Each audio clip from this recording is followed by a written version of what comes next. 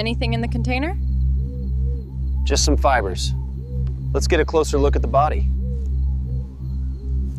Anything Over in the the course container? of 5 days in December 2022, Just some fibers. the forests of southeast Let's get a closer Georgia look at the body. became the grim stage of a crime so chilling it would capture national attention. Scattered across a 3-mile radius of vast logging and hunting grounds, the body parts of a woman, unknown at the time, were discovered in a sequence that would shock investigators, law enforcement, and the community alike. It would take nearly 6 months for authorities to identify the victim, uncovering an elaborate story of deception, manipulation, financial intrigue, and hidden romance that seems stranger than fiction. Hi and welcome to Case Wave. Stay with us as we uncover the mystery as baffling as it is horrifying, one that talks about when love turns to lies and bloody. And don't forget to subscribe and turn on your notification bell so you don't miss out on true crime stories like this. The Portal Hunting Club, located near Riceboro, Georgia, is the oldest hunting club in the state. Founded over a century ago, its 13,000 acres span the edges of the Bulltown Swamp, where Long, McIntosh, and Liberty counties meet. The club is densely forested, with narrow logging roads winding through ancient pines and hardwoods, offering refuge to deer, turkey, and other wildlife. For hunters, it's a paradise. For investigators, it became the scene of an unthinkable crime. On December 2nd, 2022, just before 5 p.m., 2 hunters were deep in the woods near Jones Road, their dogs bounding ahead as they took aim at a deer. But instead of leading them to a successful kill, the dogs were drawn to something far more sinister. Not far from the road lay a human torso. The victim was an adult, white female. Law enforcement arrived quickly, initiating a painstaking search of the expanse of woodland. Over the next few days, more body parts were discovered. 2.5 miles from the torso, another hunter spotted a right leg under the watchful gaze of a circling buzzard. Soon after, a trained dog unearthed a left leg. On December 7th, 5 days after the initial discovery, searchers noticed disturbed ground near a tree with broken roots. There, buried beneath the soil, they found the victim's head, the only part of the body to be buried. Despite the horror of the scene, investigators also noticed signs of methodical behavior. Near the torso, they discovered a black tote left upside down, a red-handled Milwaukee utility knife, and over a dozen disinfectant wipes. Whoever had handled these items had meticulously wiped them clean. No DNA could be found. Another gray tote, similarly wiped, also contained traces of human blood. Investigators concluded that these containers had likely been used to transport heavier body parts to their final resting places.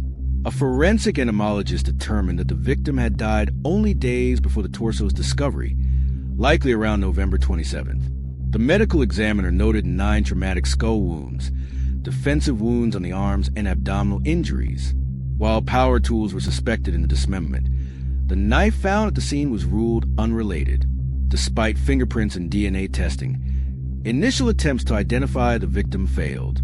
Even dental records and implant tracking yielded no results. A forensic sketch was produced and circulated to the public, but leads were scarce. Finally, after months of painstaking genealogical work, authorities identified the victim as 40-year-old Mindy Mbane Casotus. DNA from her mother confirmed the identification. Mindy was the eldest of 3 children, sister to 2 younger brothers, Frank IV and Matthew. Known for her intelligence, curiosity, and ambition, she earned a master's degree in public service and spent years as a legal secretary in the corporate sector before transitioning to the nonprofit world. She was known for her kindness, her dedication to helping others, and her vibrant personality. Mindy had a loving family and cherished friendships. Her husband, Nicholas "Nick" Casotus, was a Navy veteran who served in the Judge Advocate General Corps as a prosecuting attorney. He had 2 tours in Iraq and later worked at the Pentagon. Nick and Mindy married in the autumn of 2016 and initially lived with her parents in Savannah. Later, they moved into a bungalow with her parents at the same address. According to Mindy's parents, the couple seemed happy, but the horror came when Nick told them that Mindy had died while under observation for blood pressure issues. She was allegedly 8 months pregnant. Nick's story about her death was bizarre. He claimed he went to collect her from a birthing center only to be told she had passed away. When he asked about her autopsy or the medical staff, he could provide no details. He even recounted meeting a mysterious man in Alabama to retrieve her ashes. This man demanded $5,000 in cash. Investigators soon noticed inconsistencies in Nick's story. Surveillance footage captured his Ford Explorer near the woods where Mindy's remains were later found, traveling to the Portal Hunting Club area. GPS tracking corroborated his presence at key locations for hours, including the spots where the torso, head, and limbs were eventually discovered.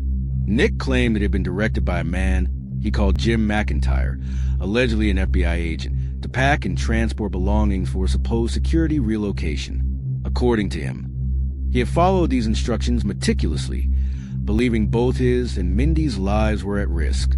The forensic investigation at a short-term Airbnb where Mindy spent her last days revealed bloodstains on a futon, consistent with blunt force trauma. The positioning suggested she had been seated when struck, likely with a heavy object. Nick had a complicated personal history. His first marriage to Heather lasted 6 years and ended in divorce, leaving him owing $1.5 million in settlement. Nick claimed he could pay because he allegedly had $32 million in stock options managed by Jim McIntyre, yet he never made any payments. He and Mindy had reportedly been moving constantly, always following McIntyre's instructions. Nick's obsession with security, combined with financial manipulation, created a complex web of deception. He reached out to Samantha Ksnick, an author and filmmaker, under false pretenses.